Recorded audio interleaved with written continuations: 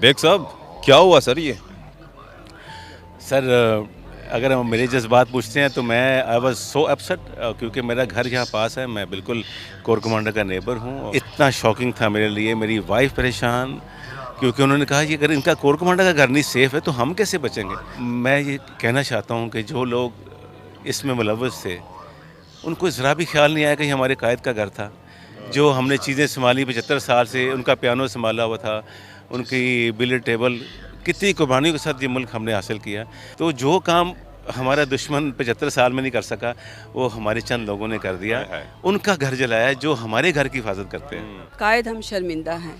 किसी को भी ये राइट नहीं है कि वो अपनी मुल्क की तनसीबात और अपने मुल्क की तारीख़ी इमारतों को नुकसान पहुँचाए, उसका जलाओ घराव करे और पुरतशद्दुद वाक़यात करें। आप सियासत को सियासत तक ही रखें, उसको मैदान जंग ना बनाएं। खुदारा इससे पूरे पाकिस्तान के इमेज पूरी दुनिया में क्या गया है वो आपको भी मालूम है, वो मुझे भी मालूम है। 75 साल के बाद 9 मई को जो ये वाक़या हुआ है, सोचना ये है सबको कि क्या ये जिन्होंने किया है वो अपने थे, आगे हमारे पासपोर्ट की कोई रिस्पेक्ट नहीं थी, अब ये करने के बाद तो मज़ीद नहीं रहेगी। मेरे ख्याल से ये हरकत नहीं करनी चाहिए थी। और सबसे ज़्यादा जो गुस्सा मुझे चढ़ा कि कायद आज़म साहब की चीज़ों पर हमला किया गया, उसके बाद हमारे सोल्जर्स के स्टैचूज़ गिराए गए, एम आलम साहब का वो तोड़ा गया जहाज़ का मॉडल जी। जहाज़ का मॉडल, भंगियों की तोप भी उल्टा के फेंक दी।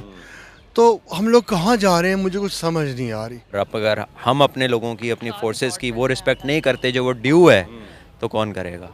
गलती है उन लोगों की जिन्होंने ये हरकत की है, और आई थिंक जिन्होंने भी ये किया है उनको अपना शेयर ऑफ जो सज़ा है वो मिलना चाहिए। मैं हैरान हो गया मुझे देख के वैसे कि ये कैसे हो गया। पहले तो कायद आज़म साहब की ये जगह थी, वो भी बहुत बड़ी, वो पहले तो वो बड़ी, फिर उनके बाद कोर कमांडर साहब उनका घर।